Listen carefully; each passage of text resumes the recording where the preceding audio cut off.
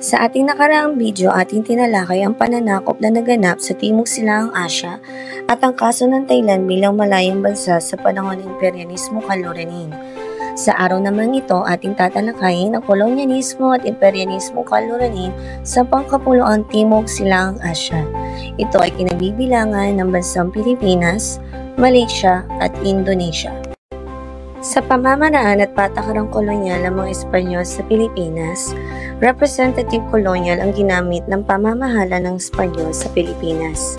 Ang ganitong paraan ay pinatutupad sa pamamagitan ng pagtatalaga ng gobernador sa kolonyal bilang puno ng administrasyong kolonyal. Ang gobernador ang siyang nangangasiwa sa pagtatalaga ng batas, pagbubuwis at nagdedesisyon sa mga bagay na nakakaapekto sa kolonyal. Dahil malayo ang Espanya sa Pilipinas, ang Pilipinas ay pinamunuan ng isang viceroy o gobernador na nanggaling sa Mexico na noon ay sakop din ng Espanya. Ang viceroy ang nanungkulan sa ngalan ng hari ng Espanya. Nang makamit naman ng Mexico ang kanilang kalayaan noong 1821, inorganisa ng mga Espanyol ang pamahalaan sa ilalim ng pamumuno ng isang gobernador general na siya ring namuno sa Royal Audiencia. Ang Pilipinas ay tuwirang pinamahalaan ng mga Espanyol simula noong 1565. Gabay ng patakarang asimilasyon, ipinangaral ng mga misyonerong Espanyol ang kanilang relihiyon, sining, eskultura, pagpipinta, musika at pati na rin ang pang-araw-araw na gawain at pamumuhay. Sa ganitong paraan, nakuha mapangibabawan ng mga Espanyol ang kanilang lahi sa bansa. Ang mga Espanyol din ang umuokupa sa mataas at mahalagang posisyon sa simbahan maging sa pamahalaan.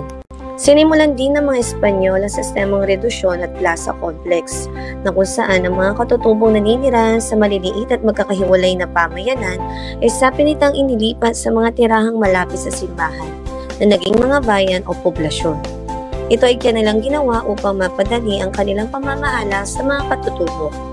Ang pagtunog ng kampana noon ay hudyat ng pagtitipon ng mga Pilipino na kung minsan ay tanda ng isang espesyal na okasyong may kaugnayan sa Katolisismo. Ito ang nagtakda ng matagumpay na pampolitikal, pang-ekonomiya at pang-relihiyosong pagkontrol ng Espanya sa Pilipinas. Pinasimulan din nila ang sistemang encomienda, isang sistemang feudal na kung saan isang bahagi ng lupain kasama ang mga naninirahan at yamang likas ito ay pinagkakaloob sa mga Espanyol bilang gantimpala sa kanilang mga serbisyo sa hari. Ang pangyayaring ito ay nagkaloob ng karapatan sa mga Espanyol na sa pilitang pagtrabahuhin ang mga Pilipino ng 12 oras sa isang araw sa loob ng 6 na araw sa isang linggo at tuloy mangolekta ng mga buwis o tributo. Ipinatupad din ng mga Espanyol ang sistemang polo iserbisyo na kung saan ang kalalakihang Pilipino na may edad 16 hanggang 60 ay pinagtatrabaho ng sapilitan sa loob ng 40 araw sa mga proyektong pampamayanan at maaari lamang maligtas sa sistema sa pamamagitan ng pagbabayad ng falya. Ang falya ay kabayaran sa mga Espanyol kapalit na hindi pagtatrabaho ng mga Pilipino. Itinuturing na isa sa korupsyon ng mga Espanyol noong panahon ng kanilang pananakop sa Pilipinas. Pinabayaran ng 1.5 riyal ng mga Pilipino sa isang araw na pagliban sa trabaho. Dahil sa labis na paniniil ng mga Espanyol, pag-angkit sa mga lupain ng mga katutubo at sa pilitang pagpapaangkop ng mga relihiyong Katolisismo, ang Pilipino ay nag-asa laban sa mga dayuhan. Ang mga pag-aasang ito ay ibinunsod sa paghahangad na makalaya upang mapamahalaanan ang sarili, gayon din na mithiing mapanatili ang nakagisnang kultura at gawin ng pamumuhay. Ang Pilipinas noong panahon ng pananakop ng Amerikano bunga ng kasunduan sa Paris noong December 10, 1898. Sa pagkakataong ito, panihim na isinasaayos ng Gobernador General ang pagsuko sa Pilipinas matapos ang pakunwaring pakikipaglaban sa mga Amerikano. Nilagdaan ng mga Amerikano at Espanyol ang kasunduan sa Paris noong December 10, 1898 na nagsani ng pamamahala ng Pilipinas sa mga Amerikano sa halagang $20 million. Gayunpaman, hindi napigilan ng pangyayaring ito ang nabuong damdamin sa mga Pilipino. Ang Pilipinas ay pinamahalaanan ni Pangulong William McKinley ng Estados Unidos. Inihayag niya ang kanyang intensyong mapag-aral, malinang at maitaas ang antas ng kabuhayan ng mga Pilipino at maitaguyod ang kanilang pagsasarili. Noong July 4, 1901, itinatag ang pamahalaang modelong bureaucratic ng Estados Unidos sa Pilipinas. Tumutukoy ito sa pamahalaan na kung saan ang pinakamahalagang desisyon ay isinasagawa ng hindi halal na opisyal o pangkat ng mga opisyal ng pamahalaan na may matatag o pirmihang tungkulin.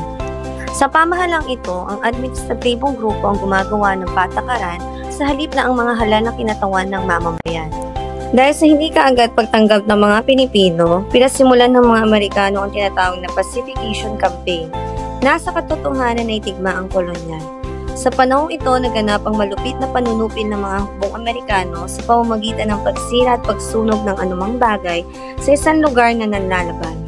Pinatupad din ng mga Amerikano ang mga ilang batas katulad ng Sedition Act na kung saan pinagbabawal ang ekspresyon ng suporta para sa kalayaan.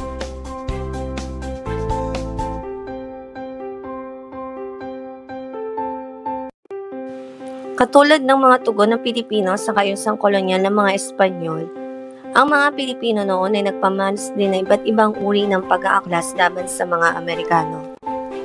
Nalaman na natin ang mga pamamaraan at patakarang kolonyal ng mga Espanyol at Amerikano sa Pilipinas, maging ang mga naging pagtugon ng mga Pilipino.